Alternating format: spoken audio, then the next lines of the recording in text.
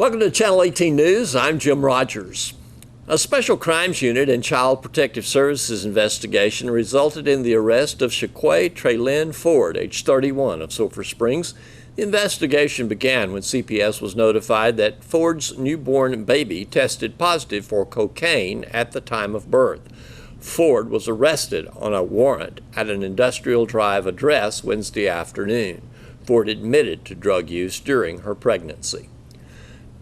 John David Ch.18 has announced that he will seek the Republican nomination for Commissioner Precinct 4, currently held by retiring County Commissioner Danny Evans. Ch.18 is a lifelong resident of Hopkins County. He was raised in the Posey community and attended school at North Hopkins Independent School District. He and his wife Jewel have a home in the Emblem community and a small cattle ranch in Tyra. They have 5 children, 11 grandchildren, and 9 great-grandchildren. Ch.18 was employed at Sherwood in Commerce until the plant was closed. He then began working for Hopkins County Precinct 1 as a mechanic and was transferred to Precinct 4 in January of 2017 as a mechanic, rock hauler, and road repairman. In his spare time, he enjoys baling hay, running his bulldozer, and spending time with his family. According to a press release from Ch.18, he believes that his employment with the county will be beneficial in addressing the residents' concerns. His main objective will be to fulfill the needs of his community and its citizens. City residents receiving their April water bill from the city of Sulphur Springs will notice a change. No longer will the bill be a postcard, but now a statement in an envelope. Peter Karstens with the City of Sulphur Springs says this has been discussed for some time, and now, with increased state mandates for mailing, the envelope process will facilitate a more economical way of communication. Starting this month, we've done something that we've looked at for years, which is changing from the card water bills to ones that go into envelopes. People have noticed over the years, most utilities have eventually changed to the envelope process, and we went out for prices, and prices looked good, and we decided it was time to make the change. One of the reasons we did was because increasingly there are state mandated mailings that we have to do, which means that everybody on the water quality and everything, we have to send out a notice to everybody in the city. And so we can't do that with card water bills. And so this year we had another mailing we needed to do, and we realized, if we just had the vehicle every month to stuff something else in that envelope, then let's look at the cost effectiveness of putting that all together. And so we went with the envelope process, which, as folks will notice when they get that, it has more information on them for them. And not only we can tell them about stuff that's happening with the utility system, but with the city, there are places on there that we can send information, but about your water bill itself and about its usage, so that you can, over the last year, look at how you're using water and as a customer, and that information is always good. We get that with the electric utility, and that's always good information on how much our air conditioning is costing us. And so doing that with water, I think, will be a good thing. Effectively over time, it will be, we hire a company to do all the work on that, and so it will be cost effective over time and come out to be about neutral. But you got a return envelope in there for if you want to mail your payment in. Yeah, so when you notice the envelope this month, that's your bill, and from the city. And so it's a new format, and I think it will be a very good thing over time. So don't throw it away. Don't throw it away. Terrific Tuesdays is now 13 years old and has a new director. Let's meet Director Tammy Reardon and also founder of Terrific Tuesdays, Susan Smith. Back in about 2002, my parents moved here to Sulphur Springs in 2001. My dad had Alzheimer's, and my mother and I were attending the Alzheimer's support group, and a group of us decided that there was a need for a day respite program, so we started researching it. Arliss and Joanne Vandiver and Barbara Law and myself, we traveled down to Tyler and saw their program and came back and got connected with the Brookdale Foundation, and we wrote for a grant, and we got the seed money to start the program for the first 2 years, and it started January 6, 2004, and we're still going. And it has been going for a long time then. Yes, yeah, we're in our 14th year. Now, do you have any fundraising that goes on through the year for Terrific We have Tuesday? one fundraiser a year, and that's the Alzheimer's Walk, the Walk to Remember, and it will be held the early part of October here in town. Good, wonderful. Yeah, that's just the only thing. Well, for a long, long time, we've just felt like Terrific Tuesday was just a part of our community, and it is continuing to do so. Joyce McDonald was director for a number of years, and she has retired. And now Tammy Reardon is here. So let us ask you about your 3 weeks and how you came really to this job. Well, how I came to it is they had an ad in the paper for the position, and it looked something that I'd be really interested in doing. So I put my resume in and did an interview, and was blessed to find out that they picked me for the position. The first 3 weeks have gone great. We have a great group of volunteers that help out every week. And this last week we had some homeschool kids come and do an Easter egg hunt with us, and that was really fun. It's just been such a blessing. The volunteers, the members, all of us, it takes a group effort to really make it work, and it's successful. We're all tired by the end of the day, but it's definitely successful. Well, you call Terrific Tuesdays a day respite program. Yes. So, kind of say what that means. A family member, a caregiver, needs a break when they're taking care of their family member 24/7. Most of them, they need some place that they can take our participant to come and be in a safe environment and have fun. And the caregiver can then go to the doctor's appointments. They can go get their hair done. They can go home and take a nap, go out to eat with friends, whatever they need to do to take care of themselves. We feel very strongly that the caregiver needs to take care of themselves, so therefore they can take better care of their loved one. It's just a blessing everywhere you go. The volunteers are blessed when they leave from the day of being there. And then, of course, the participants have a wonderful time. We had a lady this last week that when her loved one came to pick her up, she just said, "No, I'm not ready to go. I want to stay." So it's a good thing for everybody involved. Okay. Is there, I won't call it curriculum, but how do you schedule out the things that you do on Tuesdays? It is from 9 till 2 o'clock. Okay. Till 2 o'clock. We do themes, more or less, and we plan different activities from bowling to doing crossword puzzles to doing puzzles. This week we played hangman and unscrambling letters. We do some arts and crafts. They do have lunch while they're there as well, and we do some exercise, and we go for a walk after lunch. So we get outside a little bit on nice days. If not, there's a gymnasium for us that we're able to use as well. And the place is First Methodist? Yes. A beautiful facility there, First Methodist Church. There's entering on the west side, there's a large room that you use for Terrific Tuesdays. Is that right? Right, in the Life Center, I believe. Yeah, the Family Life Center. And also touching on the lunches, we've been very blessed in all the years that we've been. We have had the lunch ladies, volunteers, and it's a home-cooked meal every day, every Tuesday. So this last week we had chicken spaghetti and green beans and garlic bread and Black Forest cake for dessert. But it's just wonderful, and they are such a blessing. Those little ladies that volunteer. What I have liked about it when I've taken my mother there is it's kind of decorated. You decorated in theme, and then there's maybe some flowers or some sort of centerpiece, and it's as if they're treated really grandly. Try to make it a party for them every Tuesday that they come. It's going to be a different decoration each time they come.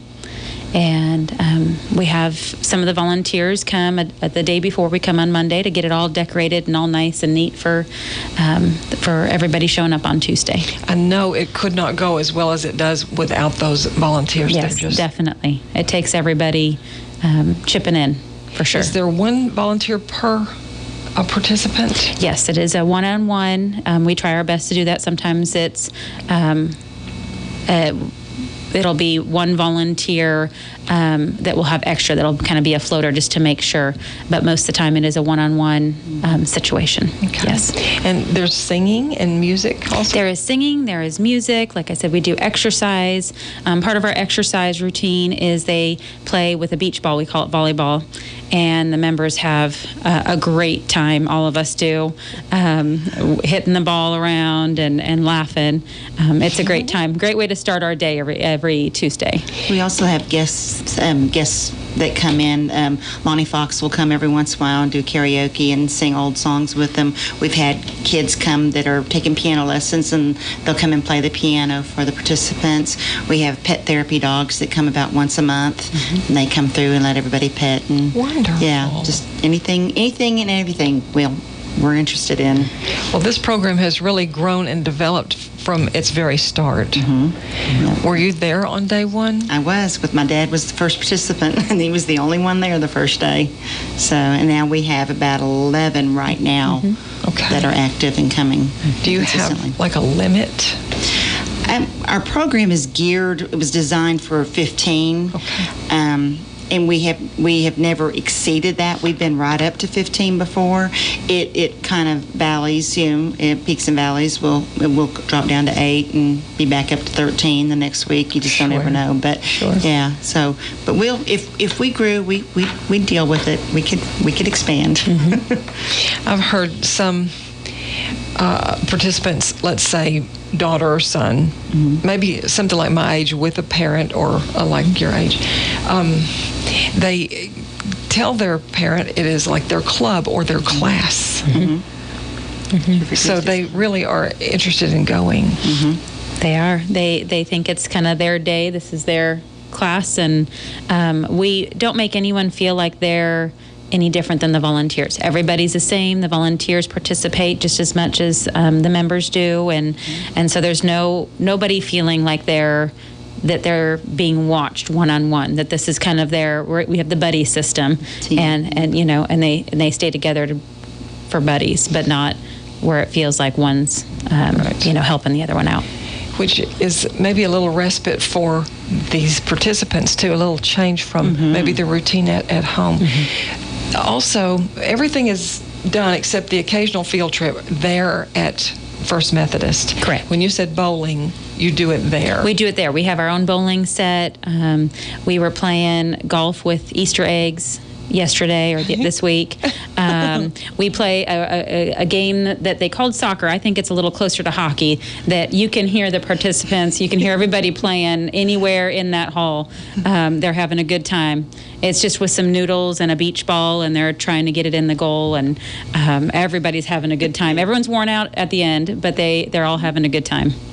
Do you find that trying to connect with memories, things that were prevalent in their day, maybe have come to the forefront in their thinking now?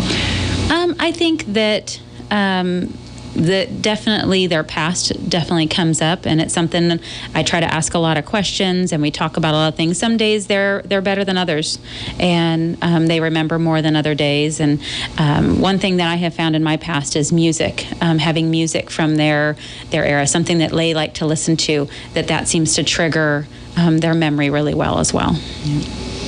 What about the games, or maybe you're doing a paper or whatever, and one doesn't finish, or one doesn't do it well, or doesn't do it right? Is there like grades? No grades. It's all for fun. In fact, when we play the games, we don't even really take score either. We just have a good time, and like I said, with the buddy system, if they seem to be having a little bit of a hard time trying to understand how to do it, that's what their buddy's there for. Okay. And so they kind of do it together. And there's a prize table, and they dearly love the prize table. So everybody gets to go there once or twice during the day. I know you mentioned your fundraiser coming up in October, and that's a ways off, but it'll be an unbroken tradition that we have in Hopkins County for the Walk to Remember. So look for more details on that as time comes closer. But what about along the way, if someone wants to help your program or contribute due to their sending a family member? Attending Terrific Tuesdays is on what do you call that? It's a donation basis, basically. Okay. They look at a paper and there's a suggestion. It runs from anywhere from $5 to $20 a week, but we'll never turn anybody down because they can't pay. But we accept donations all year. We're going Monday night. Dial Study Club is offering us, presenting us a donation for the year. We have several little organizations that give donations throughout the year, and then we have memorials throughout the year also. That is strictly all. Like I said, the fundraiser is the Walk to Remember. So Okay. we do well with it. Well, how would a person, if they want to send a donation, how would they reach y'all? Through First Methodist Church and just mark it Terrific Tuesdays. Okay. Yes, they really extended the welcome to you when the program came into being. Very much so. We've been in that same location and used the facility for all these years, and the janitors are just precious and help set up every week and clean up, and very supportive. Well, for your 11 to 15 or maybe slightly more participants each week, and the buddies that are one-on-one with them, and then Tammy as instructor, facilitator, are you there as well? I have been, off and on, yeah. There's also other people around, as you've been mentioning, kind of on the perimeter that make this possible, such as... Yeah, Ursula Campbell has headed the lunch ladies since day one. She's one of the ones that's always been there. And Barbara Law has cooked for Terrific Tuesdays and volunteered since day one also. So there's a lot. There's several that have been there since the very beginning. But then we've got the group of volunteers that we have right now. Some of them have been there 7 or 8 years too. So there's longevity in the program. I'd say there is. Well, we don't have too much more time to talk, but I do want to ask if either of you feel or have a concept of something new or an expansion or a change or something in the future for Terrific Tuesdays. Well, I know I am a homeschooling mom, and so we are going to be bringing in the homeschool community in our in Hopkins County, bringing them in and having them more involved with Terrific Tuesdays. That's something, like I said, we started this last week doing an Easter egg hunt, and then next month I've planned for them to kind of do like a show and tell of something maybe they've learned this year with our group of people as well. Okay. It sounds like a fun thing, and I have been there several times to leave off my mother or pick her up, and she has a great time. It's full of love, it seems like there, and everybody's okay. Right, and we do have a support meeting the fourth Tuesday of every month at the Methodist Church there as well. Which is coming up this coming Tuesday. Yes. Okay. 7 o'clock. 7 o'clock at the Methodist Church, the fourth Tuesday of every month. Okay, for Terrific Tuesdays. And thank you both for coming in this morning. Thank you very much for having us. Wildcats band director Charles McCauley has come up with an idea for next year's fall show that the band will perform during football season. He presented it to his band students Wednesday and to KSST Thursday morning. We're really excited about this show. We hopefully always are going to be excited about it. It is a different kind of show in that it kind of combines several styles of music. The name of the show is 5. Just 5. And it is I think when I tell you the songs here, you'll figure out why it's called 5. The opener has the Mahler, he's a composer, the Mahler Fifth Fanfare from the Fifth Symphony, and then the rest of the song is the Prokofiev, he's the composer, Prokofiev Fifth Symphony, second movement. The next song is a compilation of Beethoven's Fifth, which everyone knows, and one of the great jazz tunes of all time, Take 5. The ballad is Tchaikovsky's Fifth Symphony, and then the last song is Dance Machine by the Jackson 5. So it is an eclectic show. We think it's going to be really cool to have all this. It's got stuff that'll be crowd pleasing. It's got stuff that'll be pleasing for the judges, I think, and it's kind of more of a concept show. You know, when I told the kids it was 5, they kind of went 5. But we're going to have all kind of props and stuff. with different kinds of five, maybe a hand and maybe the number five and maybe cinco and maybe there's all kinds of things you can do. So we're looking forward to it. The music is here. In fact, we're starting on it today, and we're ready to go. Sound like they'll get a big appreciation for a lot of classical music that they may not be familiar with. Right. And a lot of the bands in the Metroplex, this is the year that we go to area. They kind of view their year as on and off years. Like this is an on year, and when they don't go to area, it's an off year. We don't do that. I mean, to us, every year is an on year. But what they'll do is they'll play a classical show for an on year, and then they'll do a quote fun show for the off year. This kind of combines both, and so it's going to be, I think, really fun, and there's some great music in it. The kids, some of them say, "Oh, I've heard that before," even though they might not know the name of it. So it features a lot of soloists. There's going to be a clarinet solo. There's going to be a French horn solo. There's going to be trumpets. There's several things in there, and of course you tailor that around the players that you have. We have lots of several area players that made it to area this year, and so we've going to give those kids an opportunity to have a solo. And so anytime you can get over there, I'll say get over there to area or to any of the contests we go to, and you have strong soloists and you have a good strong music selection, then you're in good shape. Whose idea was this? Does this come from Charles McCauley? It did. It's something I was thinking actually back before. I think it may have been the week of contest last year. It just kind of popped in my head, and I was looking around for stuff to do because I wanted to get an earlier start on it, and we did. And then we have this arranger that we work with now from Orlando, Florida. And he, I told him the songs I wanted to do, and he said, "Well, have you thought about this?" And so he's really great at combining stuff and putting stuff together. This Beethoven Fifth and the Take Five is going to be awesome. Like, it just really sounds cool. So it's it's something that kind of developed, and then we all add in ideas. The whole staff does, and it's a team effort. But I guess the genesis of it came from this head. Mm-hmm.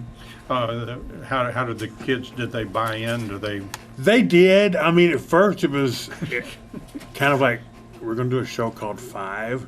I said, now just hold on, but the more we got into it and started playing it, they really liked it. And I told them, you'll like it more and more as we go on. And so they liked it a lot. I think it'll get even more as we go on. Sound like a fun But they applauded when we were done. So sound like a fun show to me. It is. It's going to be fun. It's going to be educational. It's going to be, I think, everything a marching show is supposed to be. Very good. Now in sports, 4 Lady Cat soccer players signed letters of intent to play college soccer Thursday morning at the multipurpose building on the high school campus. Defender Peyton Pierce is going to LeTourneau University in Longview, and goalkeeper Abby Hale, defender Cameron Wimberly, and defensive midfielder Sierra Rico will be heading to Paris Junior College. I spoke with Peyton Pierce, to Abby Hale, Cameron Wimberly, and Sierra Rico. Well, I just found out about LeTourneau from my older sister who goes there, and so I visited it with her, and I just kind of loved it when I went, and so I just that's kind of how I picked that place. And then going into soccer this year just really made me decide that I really wanted to further my career in soccer and play in college. Does your sister play soccer there? Yes, she does. Okay. What are they looking from you in terms of a position? Have they told you that? Hopefully defender, because that's what I played in high school. Yeah. So I'm hoping that, because I love playing that position. So You're kind of familiar with it. Did you play defender all the way through high school? yes, I did. And so that's a position that you're very, very familiar with. Yes. So what do you hope to accomplish? You just want to play. LeTourneau's a 4-year school, right? Yes, sir. Yes. You hope to play there all 4? I'm hoping so. What would you like to do? What are you going to major in and that good stuff? I'm going to major in biology and then go to PA school after I graduate from LeTourneau. Oh, okay. Well, how has your high school career been? It's been good. I would say I'm dedicated to my schooling, and I take it very seriously. So. Now, I understand you've been playing since you were about knee high, right? Yes, from about the time I was 3. So. Wow, what's that like playing soccer when you're 3 years old? I don't really remember it. From what I've heard, I just remember my dad taking me out there, and I was crying, so he held my hand while I played. So. I think on senior night, didn't you thank him for getting you started and I your did. family getting you started on soccer? Well, good luck in college. Thank you. PJC is just a college down the road from my family, so it's close, and so they can come watch me play, and it's just like a good community to be around. It's a good group of girls, and Cameron and Sarah will be there, so we'll know each other, and it'll start off really good for soccer. Yeah.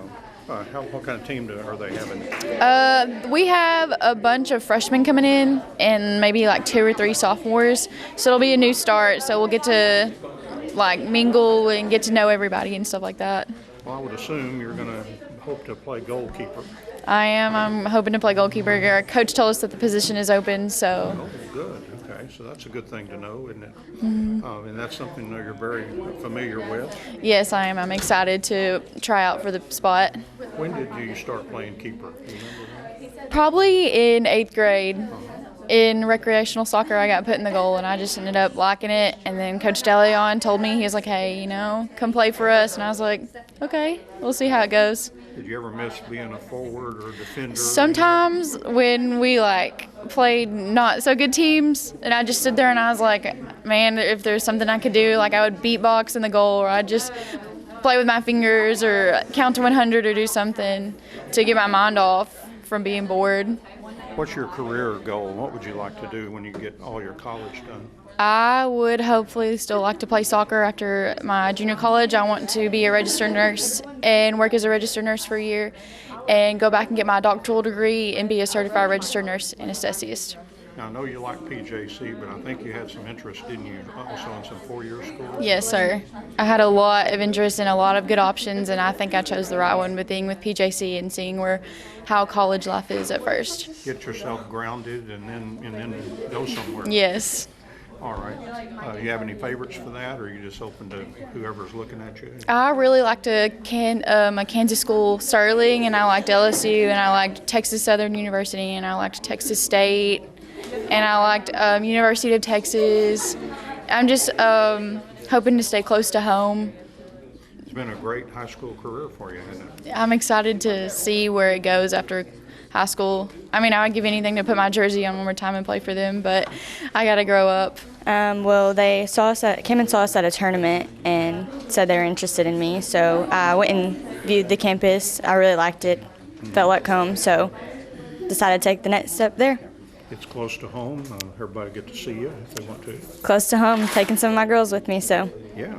How's that? That's going to be great. Isn't Yeah, it? it's going to make it a lot easier, transitioning from here to college, having some with me, so. What are they looking for from you? Have they told you anything about positions they might have you in? Or? As of right now, still where I was in high school as defense, unless that changes throughout practices, then they said possibilities of moving me around. Now, if they ever need a penalty kick in a big moment, they know who to ask. How was that? Was that kind of heady stuff for you? Yeah, at first, the first few, it was really nerve-wracking, Everybody just kind of watching you, hoping that you make it, You have other girls stepping up for the team, so you feel like that's your job also. So, yeah, it was nerve-wracking, but, you get used to it. Yeah, obviously you got it down. What do you hope to accomplish after you finish all your college? What would you like to do? Well, after PJC, either continue playing, but I'm majoring in nursing so that hopefully one day I can be a physician's assistant.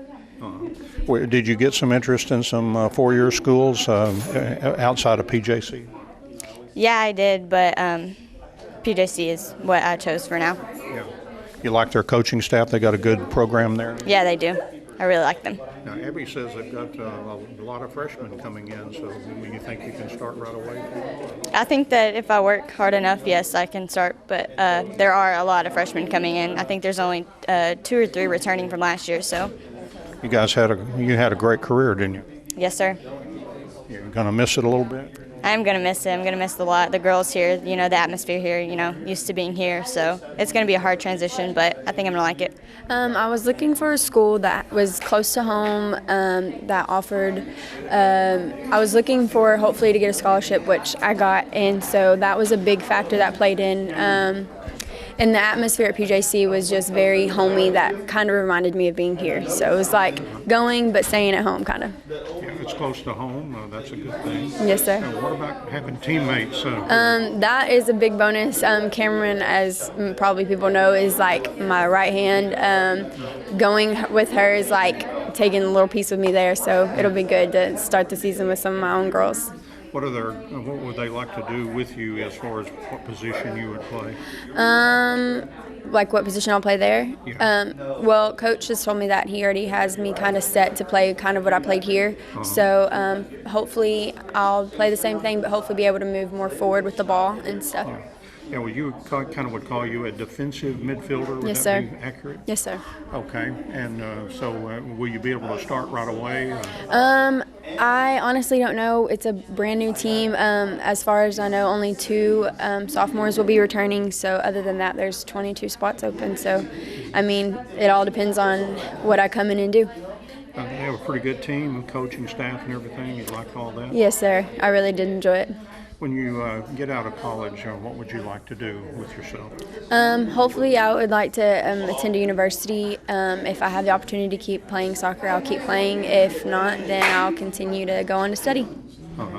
Now, you like PJC, but did you get some interest in some four-year colleges? I didn't really look into anything. I mean, I'm looking based on what I want to major in, so I think in about a year or so I'll start really looking into universities, but right now I'm just going to kind of go with the flow. And it's nice to be able to continue to play soccer, right? Yes, sir.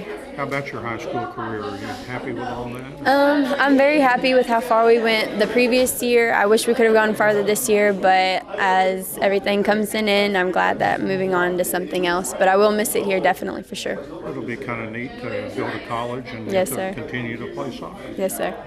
Best of luck. Thank you. I also talked with Lady Cat soccer coach Jesus De Leon. It's one of those things where you're like a proud papa, but I never say, I always say to them that I would never presume to call myself their dad. I'm more like a very proud uncle right now. And of course, I've seen some of them since they were in the 7th, 8th grade, and I've seen them grow and, become into the players they are now. And of course, I'm very proud of them. I am sad to see them go, but I'm happier that they're getting an opportunity to play. And so, I'm just thrilled to death. And, I see the hard work they do every day, and they're getting recognized for it, because it's not what you do in the game, it's the work that you put in every day that ends up in the games that gives them the opportunities that they have now, and I know they're going to do great. It's great for the program for you to have kids go on and continue to play. Well, that's one of the things is that you don't have to wonder what it's like to what a college player is like, because these girls will have had the experience of playing against Sierra and Cameron and Peyton, and assess themselves and say, well, hey, I'm close to that. And if I try, especially when you look at how hard each of them worked, then that speaks volumes. And the other girl, the younger girls notice that. Peyton's such a hard worker, Cameron's such a hard worker, all of them are. And then they're like, if I can step up to that level, then maybe I'll have an opportunity. 5 Saltillo Lions qualified for the regional track meet in 5 events at the area track meet Wednesday at Como-Picton High School. Regional qualifiers included Trevor Moore, who was second in the 800-meter run, Dakota Patridge, who qualified in the 400-meter run with a 4th-place finish, and in the 1,600-meter run with a 4th-place finish, and Walker McGill, who finished 4th in the 3,200-meter run. And the Lions 4x400-meter relay team also qualified, finishing 3rd. That team includes Patridge, Walker McGill, Hendrick Rios, and Branson McGill. Several more Lions placed and scored points. Matthew Gurley was 6th in the 200-meter run, 6th in the long jump, and 5th in triple jump. And Anthony Torres was 6th in the 110-meter hurdles and 6th in the 300-meter hurdles. Also competing for Saltillo were Levi Hoover in shot put and Mike Clover and Hondo Torres in long jump. The regional track meet will be taking place April 28th and 29th at Whitney. Thanks for watching Channel 18 News. Have a great evening.